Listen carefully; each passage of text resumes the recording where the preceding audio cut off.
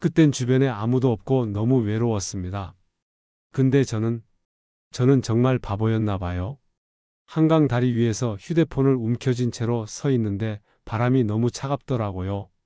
아니, 차가운 게 바람인지 제 마음인지도 모르겠어요. 방금 전까지만 해도 한도현 씨, 지금 당장 경찰서로 와 주십시오라는 목소리가 귓가에 맴돌고 있었는데 이제는 그마저도 희미해져 가네요. 발밑으로 한강물이 흘러가고 있어요. 검은 물결이 도시의 불빛을 받아 반짝이는 모습이 어째서인지 서연이의 눈을 닮았다는 생각이 들었어요. 그 여자의 눈도 이렇게 깊고 어두웠나? 아니면 제가 지금 모든 걸 잃고 나서야 그 진짜 모습을 보게 된 건가요? 주머니 속 통장을 열어보니 현실이더라고요. 잔고 847원. 71년을 살아오면서 이렇게 처참한 숫자를 본 건 처음이에요. 15억이었어요. 15억. 인천 부두에서 30년 넘게 무역업을 하면서 한 푼 두 푼 모은 돈이었는데 당신 때문에 동료가 죽을 수도 있어요. 서연이가 울먹이며 했던 말이 또 떠올라요.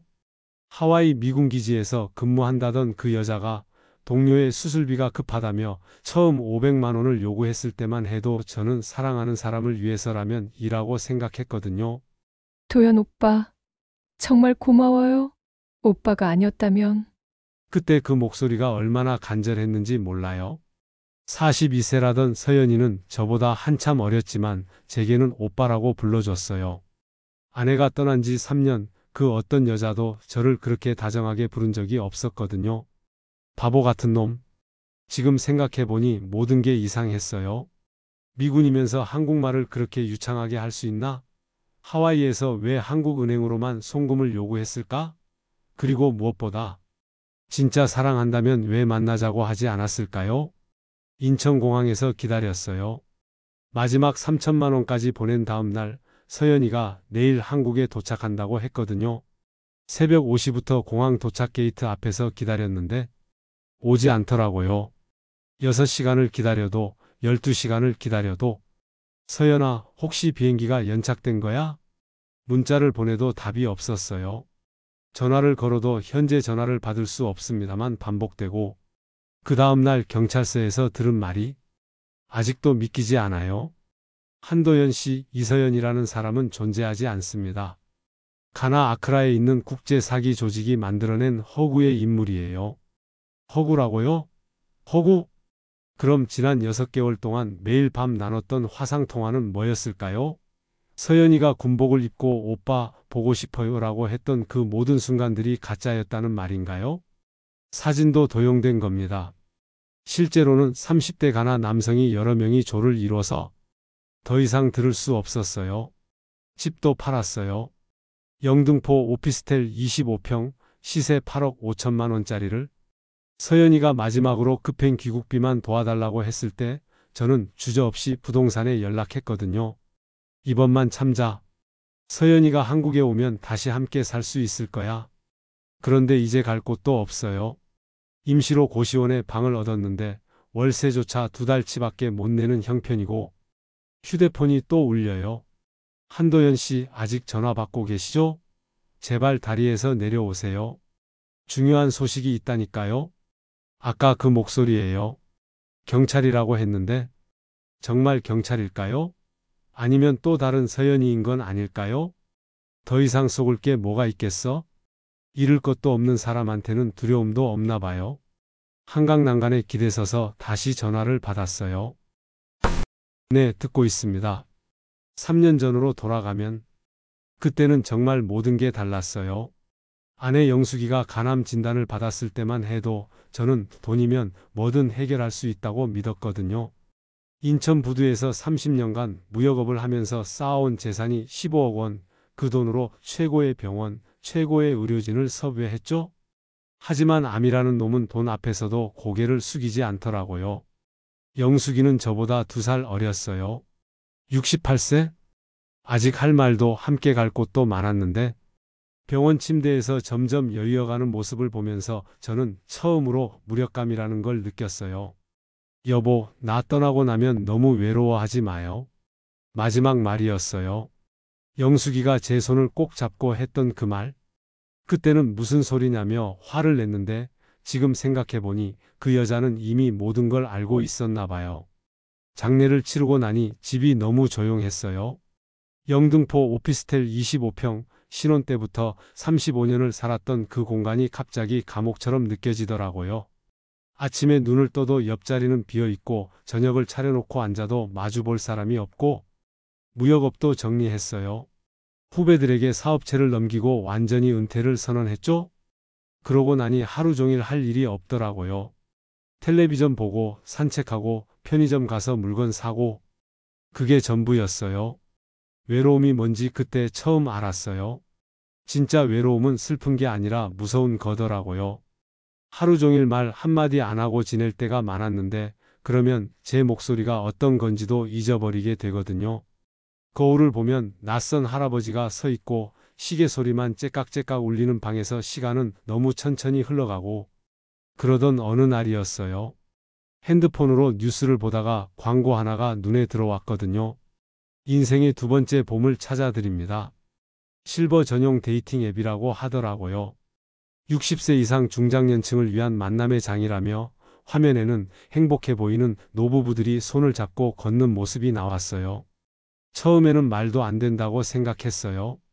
71세 할아버지가 무슨 데이팅 앱이냐고. 하지만 밤늦게 혼자 앉아 있으면 자꾸 그 광고가 떠오르더라고요. 혹시 정말 누군가 있을까? 영숙이를 배신하는 건 아닐까 하는 죄책감도 들었지만 이렇게 죽어가듯 사는 것보다는 낫지 않을까 싶었어요. 그래서 앱을 다운받았죠. 가입 절차는 생각보다 복잡했어요. 신분증 인증에 재산증명서까지 요구하더라고요. 처음에는 왜 이런 걸 달라고 하나 싶었는데 나중에 생각해보니 그때부터 덫이 시작된 거였어요. 프로필 사진은 10년 전 영숙이와 제주도 여행 갔을 때 찍은 걸로 올렸어요. 그나마 젊어 보이는 사진이었거든요. 자기소개란에는 뭘 써야 할지 몰라서 그냥 솔직하게 적었어요. 무역업 은퇴, 영등포 거주, 성실한 성격, 평생 함께할 동반자를 찾습니다. 그리고 기다렸어요. 누군가 저에게 관심을 보여줄까 하고 일주일이 지나도 아무 연락이 없었어요.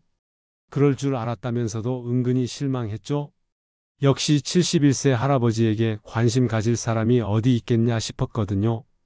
그런데 정확히 열흘 뒤였어요. 메시지 알림이 떴더라고요. 안녕하세요, 한도연 씨? 저는 이서연이라고 합니다. 심장이 두근거렸어요. 30년 만에 처음 느끼는 설렘이었죠? 혹시 진짜일까? 그때 저는 정말 순수하게 믿었어요. 누군가 저 같은 늙은이에게도 관심을 가져줄 수 있다고. 사랑이라는 게 나이를 가리지 않는다고. 이번엔 정말 행복할 수 있을 거야. 하지만 행복은 항상 대가를 치르게 하더라고요. 그것도 상상할 수 없을 만큼 비싼 대가를. 서연이의 첫 메시지는 정말 단순했어요. 안녕하세요, 한도연 씨? 저는 이서연이라고 합니다. 프로필을 보니 정말 믿음직스러운 분 같아서 용기 내어 연락드려요. 그 다음에 올라온 사진을 보고는 정말 깜짝 놀랐습니다. 42세라고 했는데 군복을 입고 있는 모습이 너무나 단정하고 아름다웠거든요. 짧게 자른 머리에 또렷한 눈매, 그리고 뭔가 의지가 강해 보이는 표정까지. 이런 여자가 왜 나한테? 처음에는 믿기지 않았어요. 사기가 아닐까 하는 의심도 들었고요. 하지만 서연이가 보내온 신분증 사진과 군 신분증을 보니 의심이 사라지더라고요. 미국 하와이 미군기지 소속이라고 했는데 모든 서류가 너무나 완벽했거든요. 화상통화를 처음 했을 때를 아직도 기억합니다. 서연이는 기지 숙소에서 연결했다고 했는데 뒤로 성조기가 보이고 다른 군인들의 목소리도 들렸어요. 진짜였어요, 정말로. 안녕하세요, 도연 오빠? 드디어 뵙네요. 목소리가 정말 곱더라고요. 약간 허스키하면서도 따뜻한 톤이었는데 영숙이와는 완전히 다른 매력이 있었어요. 그리고 무엇보다 저를 오빠라고 부르는 게 가슴이 뛰더라고요. 서연이는 자신에 대해 차근차근 설명해 줬습니다. 부모님이 일찍 돌아가셔서 혼자 자랐고 20대에 미국으로 이민 가서 군대에 들어갔다고 했어요. 지금은 하와이 기지에서 통신 업무를 담당하고 있는데 내년에 전역 예정이라고 하더라고요.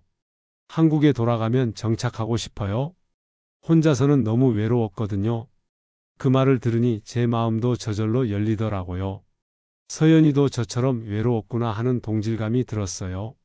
나이는 29살 차이였지만 외로움 앞에서는 나이가 무슨 의미가 있겠어요?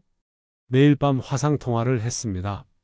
시차 때문에 제게는 밤이고 서연이에게는 아침이었는데 서연이는 근무 시작 전 시간을 저와 보내겠다고 하더라고요. 한 번에 서너 시간씩 이야기했는데 정말 즐거웠어요. 서연이는 제 과거 얘기를 정말 진지하게 들어줬어요. 무역업 하던 시절 이야기, 영숙이와의 추억, 지금의 외로움까지 그런 얘기를 누구에게 할 수 있었겠어요? 자식도 없는데. 오빠는 정말 멋진 분이세요. 아내분도 행복하셨을 거예요. 그런 말을 들으니 오랫동안 잊고 살았던 자존감이 되살아나더라고요. 71세 늙은이도 누군가에게는 필요한 존재일 수 있구나 하는 생각이 들었어요.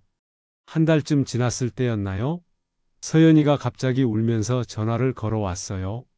평소와는 완전히 다른 모습이었죠? 오빠, 큰일 났어요. 제 동료가 갑자기 쓰러졌는데 응급수술을 받아야 한대요. 미군 기지 안에서 일어난 사고라고 했어요. 동료가 훈련 중에 심장마비를 일으켜서 민간병원으로 후송됐는데 수술비가 부족하다는 거였어요.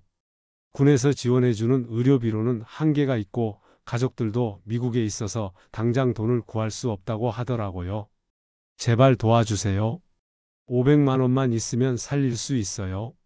서연이가 그렇게 절실하게 부탁하는데 거절할 수가 있었겠어요? 게다가 사람 목숨이 걸린 일이라고 하니까? 걱정하지 마, 서연아. 내가 도와줄게. 그날 밤 바로 500만 원을 송금했습니다. 서연이가 알려준 한국은행 계좌로요. 처음에는 왜 미국 계좌가 아니라 한국 계좌냐고 물었는데 군사 기밀 때문에 해외 송금이 제한된다고 하더라고요. 그럴듯했어요. 송금 확인 문자를 서연이에게 보여주니 정말 감격해 하더라고요. 화상통화로 우는 모습을 보여주면서 계속 고맙다고 하고 그때는 정말 뿌듯했어요. 내가 누군가를 도울 수 있구나, 특히 사랑하는 사람을 도울 수 있구나 하는 기쁨이 있었거든요. 하지만 그게 시작이었다는 걸 그때는 몰랐습니다. 500만 원을 보낸 지 일주일 후 서연이에게서 또 다른 소식이 왔어요. 동료의 수술은 성공했다고 하더라고요.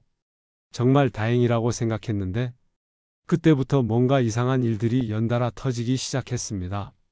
먼저 서연이의 전역 날짜가 갑자기 앞당겨졌다는 소식이었어요. 원래 내년 3월 예정이었는데 다음 달로 바뀌었다고 하더라고요. 급작스러운 인사 발령 때문이라고 했는데 그러면서 한국행 항공료를 자비로 부담해야 한다는 거였어요. 일반 항공편으로는 너무 오래 걸려요. 급행 군용기 좌석을 예약하려면 2천만 원이 필요해요. 2천만 원이라는 금액에 처음에는 놀랐습니다. 하지만 서연이가 하와이에서 한국까지의 거리와 군용기 이용 절차에 대해 자세히 설명해 주니 그럴듯하더라고요. 게다가 빨리 만나고 싶다는 제 마음도 있었고요. 통장 잔고를 확인해 봤어요. 15억 중에서 이미 여러 용도로 사용하고 남은 돈이 12억 정도였는데 2천만 원쯤이야 큰 문제가 아니라고 생각했죠. 송금을 마치고 나니 서연이가 정말 기뻐했어요. 화상통화에서 눈물까지 보이면서 고마워하는 모습을 보니 제 마음도 뿌듯했어요. 그런데 이상한 건 그 다음이었어요. 서연이가 갑자기 연락이 뜸해지기 시작했거든요. 매일 하던 화상통화가 이틀에 한 번, 그 다음엔 사흘에 한 번으로 줄어들더라고요.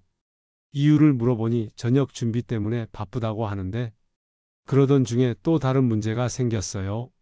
서연이가 맡고 있던 군사 장비 중 하나가 분실됐다는 거였어요. 통신 장비라고 했는데 값이 무려 3천만 원이나 된다고 하더라고요. 군법에 따라 변상해야 하는데 그렇지 않으면 전역이 취소될 수도 있다는 이야기였어요. 오빠 정말 죄송해요. 이런 일로 또 부탁드리게 돼서. 서연이는 정말 미안해하면서도 절실해했어요. 전역을 못하면 한국에 올 수 없고 그러면 저와의 약속도 지킬 수 없다고 하더라고요. 그때쯤 되니 조금 이상하다는 생각이 들기 시작했어요. 왜 이렇게 자꾸 돈 문제가 생기는 걸까? 하지만 서연이를 의심하고 싶지는 않았어요. 사랑한다고 생각했거든요. 3천만 원을 또 송금했습니다. 이번에는 좀 고민이 됐지만 서연이의 간절한 모습을 보니 거절할 수가 없더라고요. 하지만 돈을 보낸 후 서연이의 태도가 또 미묘하게 바뀌었어요. 예전처럼 다정하긴 했지만 뭔가 형식적인 느낌이 들기 시작했거든요. 전화를 할 때도 항상 급하게 끊고 만날 날짜에 대해서도 구체적으로 말해주지 않았어요. 그러던 어느 날 정말 큰일이 터졌어요. 서연이가 울면서 전화를 걸어왔는데 이번에는 정말 심각한 상황이라고 하더라고요. 상관이 갑자기 서연이를 군사기밀 누설 혐의로 조사하겠다고 했다는 거예요. 누군가 서연이가 외부인과 부적절한 관계를 맺고 있다고 신고했다는 이야기였어요. 오빠와의 관계가 문제가 된 것 같아요. 변호사를 선임하지 않으면 군법재판에 넘겨질 수도 있어요. 변호사 선임비로 또 5천만 원이 필요하다고 했어요. 이번에는 정말 마지막이라고 이 문제만 해결되면 바로 한국으로 올 수 있다고 하더라고요. 그때부터 정말 의심이 들기 시작했어요. 이렇게 계속 문제가 생길 수가 있나? 하지만 서연이가 보여준 군법재판 관련 서류들을 보니 또 진짜 같더라고요. 미군 로고가 찍힌 공문서에 법무관의 서명까지 있었거든요. 오빠, 제발 한 번만 더 도와주세요. 정말 마지막이에요. 그 말을 듣고 마지막으로 5천만 원을 더 보냈어요. 이때까지 총 1억 5백만 원을 송금한 셈이었죠. 하지만 제 통장 잔고는 여전히 10억 넘게 남아 있었고 서연이만 한국에 오면 모든 게 해결될 거라고 믿었어요. 진짜 바보였죠. 그런데 이 모든 게 시작에 불과했다는 걸 그때는 몰랐습니다. 5천만 원을 보낸 후 일주일 동안은 조용했어요. 서연이가 변호사와 상담을 받고 있다고 했고 곧 모든 문제가 해결될 거라고 했거든요. 저는 그 말을 믿고 기다렸습니다. 하지만 마음 한구석에서는 불안감이 자꾸 커져갔어요. 1억 5백만 원. 생각해보니 정말 큰 돈이었어요. 영숙이 병원비로도 이렇게 많이 쓰지 않았는데 그런데 정말 예상치 못한 일이 터졌어요. 서연이에게서 갑자기 급한 전화가 왔는데 이번에는 정말 생사가 걸린 문제라고 하더라고요. 군법재판에서 유죄 판결이 나면 10년 이상 복역해야 한다는 거였어요. 게다가 불명예 전역까지 당하게 되면 평생 한국에 입국할 수 없다고 했어요. 오빠, 정말 죄송하지만 마지막으로 한 번만 더 도와주세요. 이번에는 금액이 달랐어요. 무려 3억 원이라고 하더라고요. 고급 변호사 선임비와 합의금까지 포함된 금액이라고 했는데 3억 원이라니 정말 큰 돈이었어요. 하지만 서연이는 정말 절박해 보였어요. 화상통화에서 우는 모습을 보니 제 마음도 아팠고 무엇보다 지금까지 보낸 돈이 아까웠거든요. 여기서 포기하면 그동안 보낸 1억 5백만 원이 다 날아가는 거 아닌가 싶었어요. 은행에 가서 적금을 해지했습니다. 3억 원을 마련하려면 그럴 수밖에 없었거든요. 은행 직원이 왜 이렇게 큰 돈을 갑자기 인출하냐고 물어봤는데 그냥 개인적인 용도라고 했어요. 서연이에게 송금을 마치고 나니 통장 잔고가 7억 원 정도로 줄어들었어요. 절반 가까이 날아간 셈이었죠. 하지만 서연이만 한국에 오면 모든 게 괜찮아질 거라고 생각했어요. 그런데 문제는 그 다음이었습니다. 3억 원을 받은 서연이의 태도가 완전히 달라졌어요. 예전처럼 매일 연락하지도 않고 화상통화도 핑계를 대며 피하기 시작했거든요. 뭔가 이상하다는 생각이 들어서 계속 연락을 시도했지만 답장도 늦고 내용도 형식적이었어요. 한 달쯤 지났을 때 서연이에게서 또 다른 소식이 왔어요. 이번에는 정말 마지막 문제라고 하면서 급행 전역 수속비로 2억 원이 더 필요하다는 거였어요. 이때는 정말 의심이 들기 시작했어요. 아무리 미군이라고 해도 이렇게 계속 돈이 필요할 수가 있나? 하지만 서연이는 이번이 진짜 마지막이라고 계속 강조했어요. 오빠, 이번만 도와주시면 다음 주에 바로 인천공항으로 갈게요. 구체적인 날짜까지 말해주니 또 믿게 되더라고요. 12월 15일 오후 3시 인천공항 1터미널 도착 게이트에서 만나자고 했어요. 결국 또 2억 원을 보냈습니다. 이번에는 은행 대출까지 받아야 했어요. 오피스텔을 담보로 해서 2억 원을 빌렸거든요. 이제 통장 잔고는 5억 원 정도밖에 남지 않았어요. 하지만 드디어 서연이를 만날 수 있다는 기대감에 모든 걸 참았어요. 6개월 동안 총 6억 5백만 원을 보냈지만 진짜 사랑하는 사람을 위해서라면 그 정도는 투자할 만하다고 생각했거든요. 12월 15일이 다가왔어요. 저는 새 옷을 사고 머리도 깎고 정말 설레는 마음으로 공항에 갔습니다. 하지만 그날 제 인생에서 가장 절망적인 하루가 되고 말았어요. 오후 3시에 도착한다던 비행기는 없었어요. 아니, 애초에 하와이에서 인천으로 오는 직항편 자체가 그 시간에 없었거든요. 서연아, 혹시 다른 터미널인가? 아니면 시간이 바뀐 건가? 메시지를 보내도 답이 없었어요. 전화를 걸어도 계속 꺼져 있다고 나오고, 그때부터 정말 불안해지기 시작했어요. 혹시 제가 속은 건 아닐까? 이건 진짜가 아닐 거야. 서연이가 날 속일 리 없어. 하지만 마음 깊은 곳에서는 이미 진실을 알고 있었나 봐요. 6억 500만 원, 그 거대한 숫자가 머릿속에서 맴돌기 시작했거든요. 인천공항에서 서연이를 기다리며 6시간을 보냈어요. 처음 2시간은 그냥 연착이라고 생각했습니다. 군용기니까 일정이 바뀔 수도 있다고 스스로를 달랬죠? 하지만 시간이 지날수록 불안감이 커졌어요. 서연이에게 계속 연락을 시도했지만 전화도 문자도 모두 씹혔거든요. 공항 안내 데스크에 가서 하와이발 인천행 항공편을 확인해 봤어요. 그런데 충격적인 사실을 알게 됐습니다.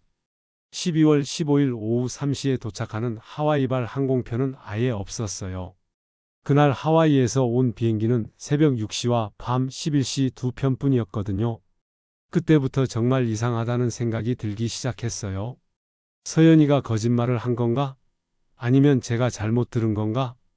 집으로 돌아와서 그동안 서연이와 나눈 모든 대화를 다시 확인해 봤습니다. 메시지, 화상통화 녹화본, 보낸 돈의 내역까지 찬찬히 살펴보니 이상한 점들이 하나둘씩 보이기 시작했어요. 서연이가 보낸 서류들을 자세히 보니 이상했어요. 미군 공문서라고 했는데 영어 문법이 어색한 부분들이 있었거든요.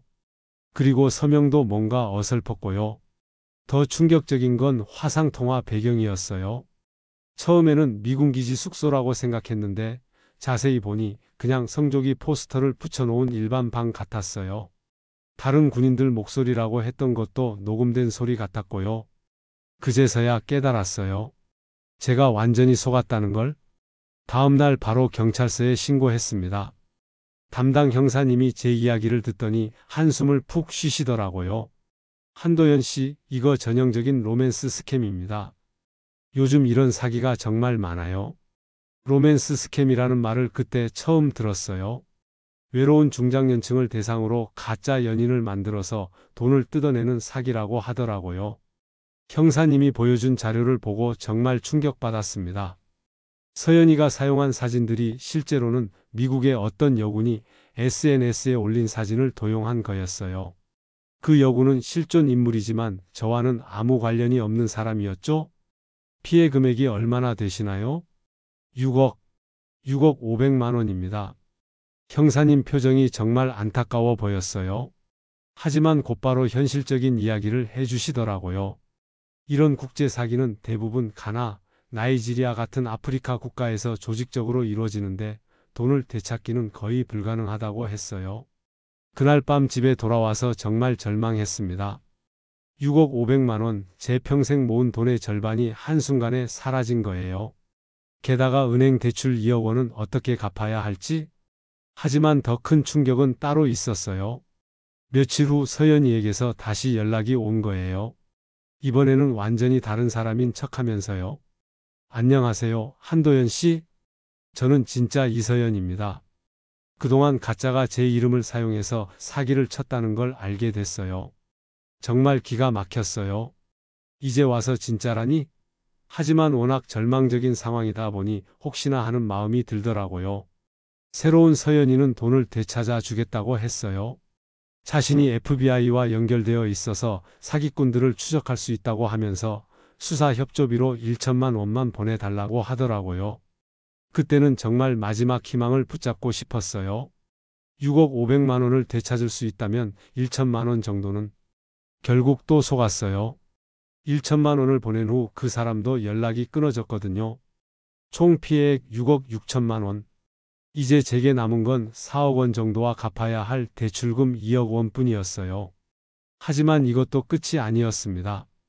두 번째 서연이에게도 속은 후 저는 정말 바닥까지 떨어진 기분이었어요. 6억 6천만 원. 아무리 생각해도 믿기지 않는 금액이었습니다. 하지만 현실은 냉혹했어요. 은행에서는 대출 상환을 독촉하기 시작했고 4억 원 남은 돈으로는 이자도 제대로 낼 수 없는 상황이었거든요. 그때 정말 극단적인 생각까지 들었어요. 차라리 이 세상에서 사라지는 게 낫지 않을까 하는. 하지만 운명은 정말 기묘한 것 같아요. 바로 그때 또 다른 연락이 왔거든요. 이번에는 데이팅 앱이 아니라 일반 전화였어요. 목소리가 완전히 달랐는데 나이 든 여성 같았어요. 전화를 건 사람은 자신을 변호사 김미경이라고 소개했어요. 로맨스 스캠 피해자들을 전문적으로 도와주는 변호사라고 하면서 제 사건에 대해 알고 있다고 하더라고요. 한도연 씨 사건은 제가 담당하고 있는 국제 사기 조직과 연결되어 있어요. 다른 피해자들과 함께 집단 소송을 진행하면 돈을 되찾을 수 있습니다. 정말 솔깃한 이야기였어요. 김미경 변호사는 자신이 이미 비슷한 사건에서 피해자들에게 80% 이상 배상을 받아낸 경험이 있다고 했거든요. 관련 서류와 판례까지 보여주면서 정말 전문적으로 설명해 줬어요. 하지만 집단 소송을 진행하려면 선수금이 필요하다고 했어요. 제 피해 금액의 10%인 6,600만 원을 먼저 납부해야 한다는 거였어요. 이미 두 번이나 속았는데 또 믿을 수 있을까 하는 의심이 들었어요. 하지만 김미경 변호사는 정말 그럴듯했어요. 변호사 사무소 주소도 알려주고 변호사 등록증 사본까지 보내줬거든요. 며칠 동안 정말 고민했습니다. 마지막 남은 4억 원 중에서 또 6,600만 원을 내야 한다니? 하지만 이게 마지막 기회일 수도 있다는 생각이 들었어요. 정말 마지막입니다. 이번에 안 되면 포기하겠어요. 결국 6,600만 원을 보냈어요. 이제 제게 남은 돈은 3억 3천만 원 정도였죠. 김미경 변호사는 돈을 받은 후 집단 소송 준비를 시작한다고 했어요. 매주 진행 상황을 보고해 주겠다고 하면서 정말 열심히 일하는 것처럼 보였어요. 하지만 한 달이 지나도 별다른 소식이 없었어요. 진행이 늦어지고 있다는 말만 계속 반복하더라고요. 두 달째 되던 날 김미경 변호사에게서 충격적인 소식을 들었어요. 소송 과정에서 추가 비용이 발생했다는 거였어요. 국제법무비로 또 5천만 원이 필요하다고 하더라고요. 그때 정말 깨달았어요. 이것도 사기라는 걸? 김미경 변호사라는 사람도 결국 같은 조직이었던 거예요. 3차 사기였던 셈이죠. 더 이상 돈을 보내지 않겠다고 하니까 김미경 변호사의 태도가 완전히 바뀌었어요. 협박까지 하기 시작했거든요. 계약 위반이니까 지금까지 보낸 돈은 환불할 수 없어요. 그리고 추가 비용을 안 내시면 소송에서 질 수밖에 없습니다. 정말 기가 막혔어요. 사기꾼이 오히려 저를 협박하고 있는 상황이었으니까요. 이제 총 피해액은 7억 2,600만 원이 됐어요. 처음 15억 원에서 반 이상이 날아간 셈이었죠. 남은 돈 3억 3천만 원으로는 대출금 2억 원을 갚고 나면 1억 3천만 원밖에 안 남아요. 71세 노인이 다시 시작하기에는 너무 적은 돈이었어요. 그날 밤 정말 절망했습니다. 영등포 오피스텔에서 한강이 보이는데 그 검은 물이 저를 부르는 것 같았어요. 차라리 이 모든 고통에서 벗어나는 게 낫지 않을까? 그래서 한강 다리로 향했던 거예요. 모든 걸 끝내려고. 하지만 그때 울린 전화 한 통이 제 인생을 바꿨습니다. 한도연 씨, 지금 당장 경찰서로 와 주십시오. 중요한 소식이 있습니다. 진짜 경찰이었어요. 그리고 그들이 전해준 소식은 정말 놀라운 것이었습니다. 경찰서로 향하는 길에 제 마음은 복잡했어요.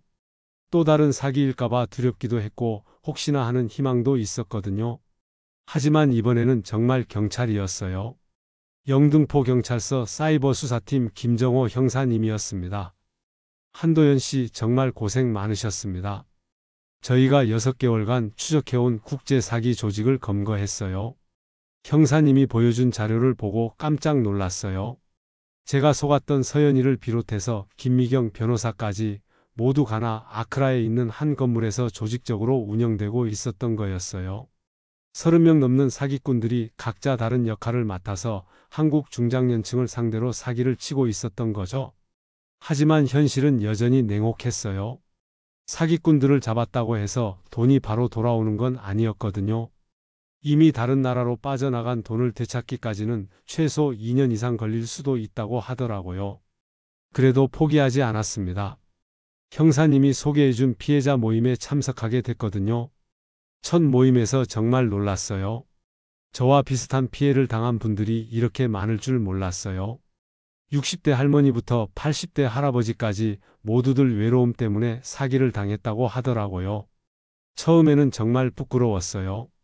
이 나이에 이런 일을 당하다니. 박순자 할머니가 하신 말씀이었어요. 하지만 모임을 통해서 우리는 서로를 위로하고 격려할 수 있었어요. 혼자가 아니라는 사실만으로도 큰 힘이 됐거든요. 6개월이 지나면서 조금씩 변화가 생겼어요. 피해자 모임에서 다른 분들과 함께 사기 예방 교육 봉사활동을 시작한 거예요. 경로당이나 복지관에서 우리 같은 피해를 당하지 않도록 교육하는 일이었죠. 여러분, 아무리 외로워도 온라인에서 만난 사람에게 돈을 보내면 안 됩니다. 제가 직접 경험한 이야기를 들려드리면 어르신들이 정말 진지하게 들어주셨어요. 누군가에게 도움이 될 수 있다는 것만으로도 제 마음이 조금씩 치유되는 것 같았어요. 1년 후 놀라운 일이 일어났습니다. 가나 정부와의 협력으로 일부 자산을 동결시킬 수 있었고 피해 금액의 30% 정도를 되찾을 수 있게 됐어요. 제 경우에는 약 2억 2천만 원 정도였죠. 모든 돈을 되찾지는 못했지만 그래도 다행이었어요. 대출금을 갚고 나니 조금이나마 여유가 생겼거든요. 지금은 고시원에서 나와서 작은 원룸에서 살고 있어요. 예전처럼 넓은 오피스텔은 아니지만 이제는 외롭지 않아요. 피해자 모임 분들과 정기적으로 만나고 봉사활동도 계속하고 있거든요. 무엇보다 소중한 깨달음을 얻었어요. 진짜 사랑은 돈으로 살 수 없다는 것, 그리고 외로움을 달래는 가장 좋은 방법은 누군가를 도와주는 일이라는 걸 알게 됐거든요. 영숙이가 마지막에 했던 말이 이제야 이해가 됩니다. 너무 외로워하지 말라는 그 말은 외로움에 휩쓸려 판단력을 잃지 말라는 뜻이었나 봐요. 71세에 7억 원을 잃었지만 대신 더 소중한 것을 얻었어요. 진짜 가족 같은 사람들과 누군가를 도울 수 있다는 보람을. 한강 다리 위에서 울렸던 그 전화처럼 때로는 절망의 순간에 희망의 손길이 다가올 수도 있다는 걸 이제는 알아요. 오늘 이야기를 들으시면서 어떤 생각이 드셨나요? 외로움이라는 감정은 나이를 가리지 않습니다. 디지털 시대에 살면서도 우리는 점점 더 고립되어 가고 있는 것 같아요. 특히 중장년층의 외로움은 사회적으로 간과되기 쉬운 문제죠. 하지만 이 이야기에서 가장 중요한 건 절망에서 희망을 찾는 과정이 아닐까 합니다. 한도연 씨는 물질적으로는 큰 손실을 겪었지만 결국 진짜 의미 있는 인간관계를 되찾았어요. 진정한 치유는 혼자서는 불가능하다는 걸 보여주는 이야기인 것 같습니다. 여러분도 주변에 외로워하는 분들이 계시다면 관심을 가져주세요. 그리고 혹시 비슷한 경험이 있으시거나 이런 사기를 예방할 수 있는 좋은 방법을 아신다면 댓글로 공유해 주시면 감사하겠습니다. 오늘도 끝까지 들어주셔서 정말 고맙습니다. 여러분의 하루하루가 따뜻한 마음으로 채워지길 바라요.